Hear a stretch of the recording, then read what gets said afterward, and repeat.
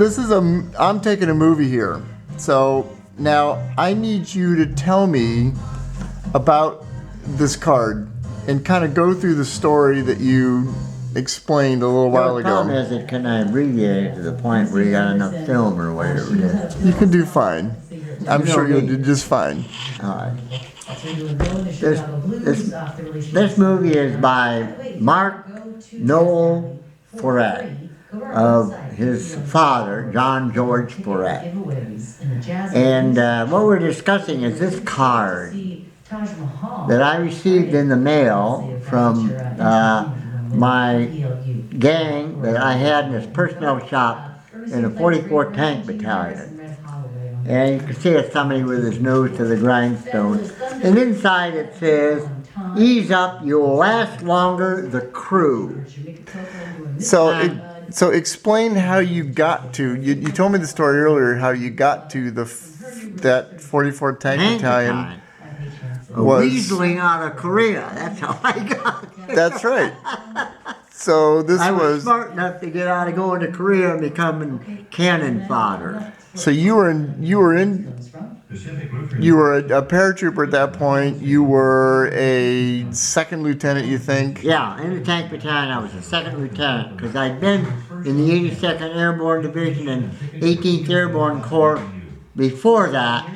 And then I had gone to the Pentagon, and I went from the Pentagon to OCS because of Lieutenant Kyle, who kind of treasured me like a son. He was a nice guy. I loved him. Well, I didn't, and I didn't show that, and I regret that, and I regret that the rest of my life.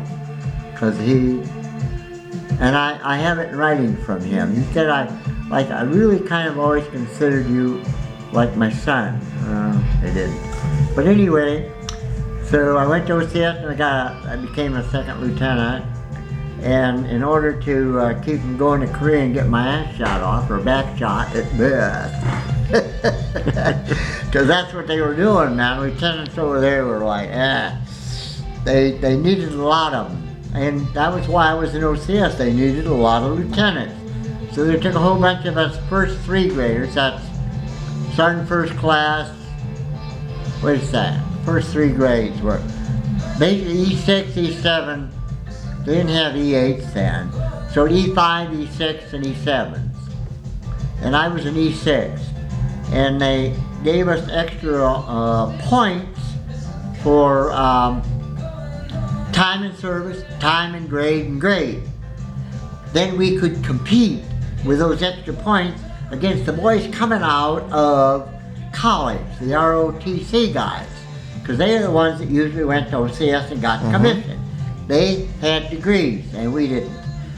So they, anyway, I went through OCS, and it was pleasant. Yeah, pleasant. And then I graduated from OCS, and I went to, a guy by the name of Berkshire. He was kind of a gooky guy, but he had a nice wife. She was a nice gal, and your mother will remember the Berkshires. He had one of those Chevrolets, you know, that famous Chevrolet that was 1950 some odd, that two-tone blue. Oh yeah, it was, yes. He had one. I know what you're talking about. I puked all over the side of his car one night.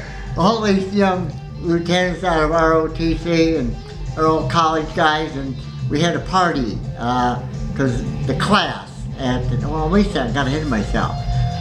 Anyway, Berkshire came to me and he said, look it, we know where we're going. We're going to Korea. That's the next stop from here, because we're cannon fodder. So tell you what, there's some way we can delay it. What we do is volunteer for armored, which was a combat arm. And we would be sent to armored school, and then with any luck, we would get assigned to some sort of an armored outfit. Or at least if we went to Korea, we'd be in a goddamn tank as opposed to out there with an M1 rifle. So, all right, so we volunteered and got armored. We went to Fort Knox for armored school. And it did indeed delay our departure. We didn't go to Korea. Instead, we were both assigned to the 44th Tank Battalion, which was part of the 82nd Airborne Division, and we were both airborne qualified, and we were on jump status. And when you jumped out of the officer's side of the airplane, it's $110 a month. And the enlisted swine jumped out of the other side of the aircraft, and it was $55 a month. That's a joke. And anyway, so, and then when I got there, they assigned me, because I had some previous AG type work, they assigned me to the personnel section. Subsequent to that, they assigned me to a tank battalion, and that was a total waste of my time and their time, and I don't even want to go into that. I hated the tank company. Oh God, it was horrible. So anyway, you never really served as, in a tank. You were never really. No, I had a tank company. I was a tank company commander. You were a tank company commander, so you did training in a tank. As a first lieutenant. So it was horrible. Went to Fort Stewart, Swampy Stewart down there for maneuvers and stuff like that. Oh God, it was miserable. You have no idea the amount of responsibility. You got 22 tanks that you're responsible for, plus the OVM on vehicle material. And you see their OVM layout, you can't believe all the stuff that went into that tank. And you're responsible for all of that. I had a good supply sergeant. He was a scrounger, and he figured out all kinds of ways. Well, those are the best guys in the world, those supply sergeants. He was a black guy, and he was good, because the guy I succeeded in that job as C Company tank commander was a black guy who got caught screwing another officer's wife, and she liked that big dick, I guess. She was, oh. He was black and she was probably white. White, she was. That doesn't work really well. She was a German girl, yeah. But anyway, so he got kicked out of there, and I suppose kicked out of the Army. I don't know what happened to him. But I took over for him, and the supply sergeant came to me and said, "Look it, Lieutenant Scott, that was his name, is short a lot of stuff. I mean, he really is. And we have to conduct an inventory. And if that inventory shows up all that shit short, they're going to charge him with it all. And it'll just be something else he has to worry about." He said, if you will accept the inventory of this company the way it is, you sign for it, I'll make it up. I'll get it.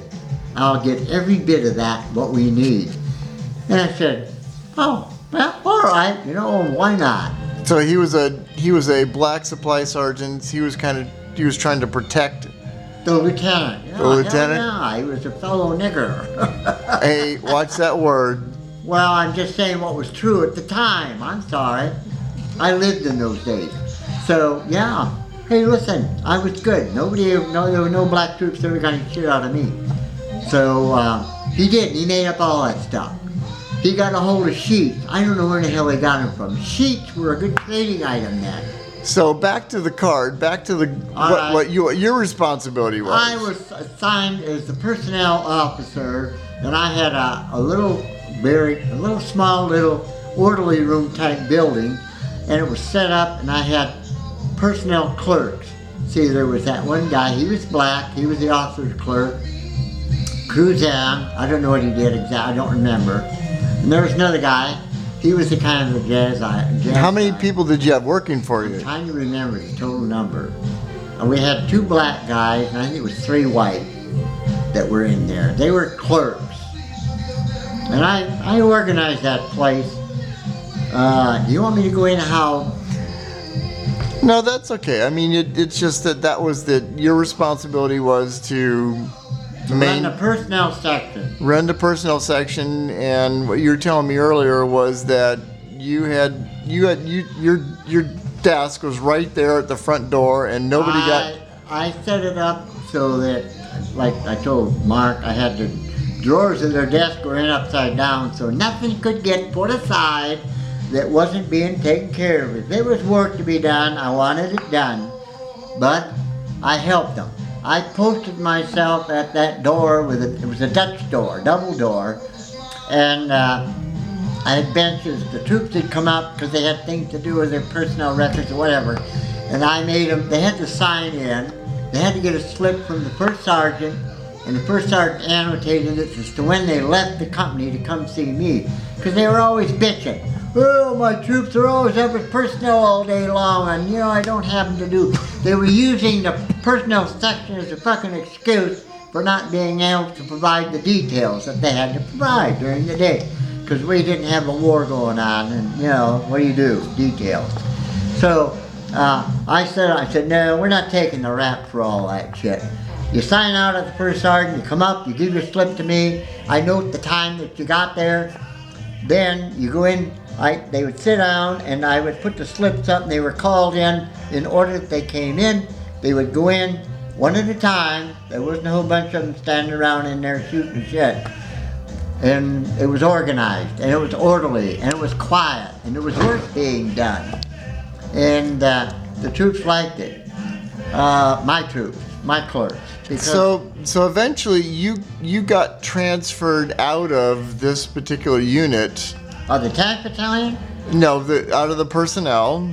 That personnel division, you got transferred out of there. It wasn't a division, it was a personnel, the battalion personnel office. Okay, but I mean, that's why you had the card was because you got... company. I was awarded the tank company, some award. That I became a tank company commander.